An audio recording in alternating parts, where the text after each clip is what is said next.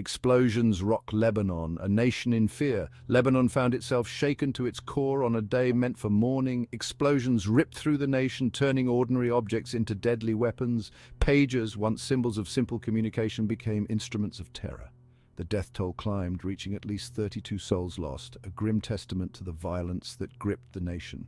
Thousands more were injured, bearing the physical and emotional scars of the blasts. Fear cast a long shadow over Lebanon as citizens grappled with the realization that even the most mundane devices could turn deadly. The blasts did not discriminate, targeting individuals across Lebanon, including its capital, Beirut. Witnesses described scenes of chaos and carnage, with smoke billowing from pockets as pagers detonated after receiving messages. Hospitals overflowed with the injured, struggling to cope with the sheer number of casualties. The attacks unfold, pagers and then walkie-talkies. The first explosions, targeting pagers, erupted in Beirut and other regions of Lebanon on a seemingly ordinary Tuesday afternoon. Witnesses recounted scenes of sudden violence, with small explosions accompanied by smoke emanating from individuals' pockets. The blasts, described as sounding like a terrifying mix of fireworks and gunshots, continued unabated for an agonizing hour. Hospitals, overwhelmed by the influx of casualties, struggled to provide care for the wounded.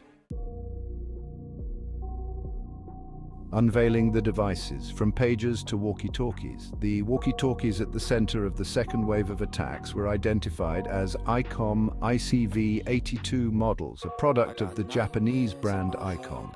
The company, in a statement following the attacks, revealed that this particular model had been discontinued a decade prior and was no longer in production. While unable to confirm the specific origin of these devices used in the attacks, Icom emphasized that they only sold their products to authorized distributors, raising questions about how these discontinued models ended up in Lebanon and, more disturbingly, modified into deadly weapons. The pagers used in the initial wave of explosions presented their own set of mysteries. Fragments recovered from the blast sites pointed to a model called the rugged pager AR-924. However, the Taiwanese company, listed as the manufacturer Gold Apollo, vehemently denied any involvement in the production of the devices used in the attacks. The investigation into the origins of these deadly devices continues, highlighting the complexities of the global supply chain and the challenges of tracking electronic components. The shadow of Israel allegations and implications. In the aftermath of the explosions, fingers pointed towards Israel, with accusations swirling that the Jewish state was behind the attacks. Unnamed sources suggested that the pager detonations were intended as the first stage of a larger offensive targeting Hezbollah. These sources alleged that concerns within the Israeli intelligence apparatus about Hezbollah uncovering the plan prematurely led to the decision to detonate the pagers ahead of schedule. Israel, maintaining its policy of strategic silence, refused to comment on the allegations.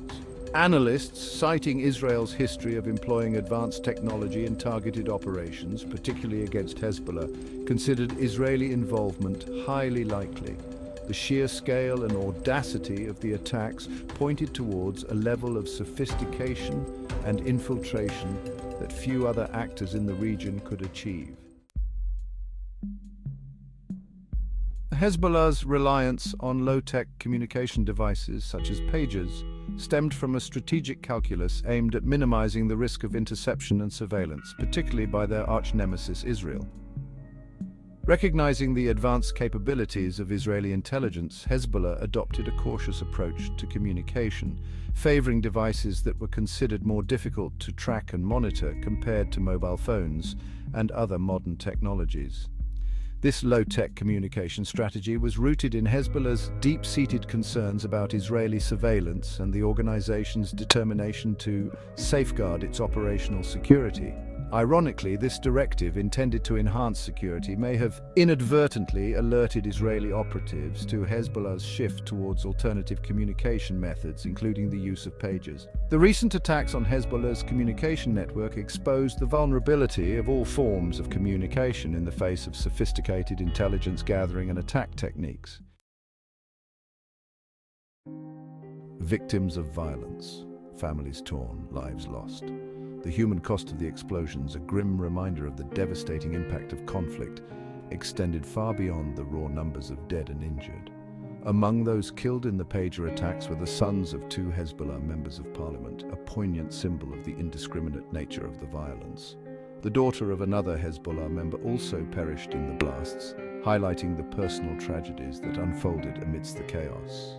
The majority of those injured suffered wounds to their faces and hands, a testament to the sudden and unexpected nature of the blasts. On the brink, will the conflict escalate? The explosions coming amidst a backdrop of simmering tensions between Hezbollah and Israel significantly escalated the risk of a wider conflict. Both sides had engaged in a low-level conflict for months, exchanging fire across the border and engaging in a dangerous game of brinksmanship. The attacks, however, raised the stakes considerably, pushing the two adversaries closer to the precipice of a full-blown war. Israel, in the wake of the attacks, declared the safe return of its citizens living near the Lebanese border its top priority, signaling a potential escalation of military activity in the region. Hezbollah, for its part, vowed to respond to the attacks, promising to avenge the death of its members and the innocent civilians caught in the crossfire. The aftermath, repercussions, and international response. The explosions in Lebanon sent shockwaves through the international community, prompting widespread condemnation and calls for restraint. The United Nations Security Council convened an emergency meeting to address the crisis, urging all parties to avoid actions that could further escalate the situation. The UN Secretary-General expressed deep concern over the use of violence and called for a thorough and impartial investigation into the attacks. The European Union, a key player in the region, condemned the violence and called on all sides to exercise maximum restraint. The US called for calm and urged all parties to avoid actions that could further destabilize the region. The international community, while united in its condemnation of the violence, remained divided on how to address the underlying issues driving the conflict. A call for peace dialogue over destruction. The tragic events in Lebanon serve as a stark reminder of the fragility of peace and the devastating consequences of unresolved conflict. The explosions highlight the urgent need for a just and lasting solution to the Israeli-Palestinian conflict, a conflict that has fueled decades of violence and instability in the region. The international community must go beyond condemnations and calls for restraint. Concrete actions are needed to break the cycle of violence and create a path towards a more peaceful future. Renewed diplomatic efforts are crucial to bringing all parties to the negotiating table and restarting meaningful peace talks. Addressing the underlying issues fueling the conflict, including the occupation of Palestinian territories and the lack of a viable Palestinian state, is essential. The path to peace will be long and arduous, requiring courage, compromise, and a shared vision for a better future.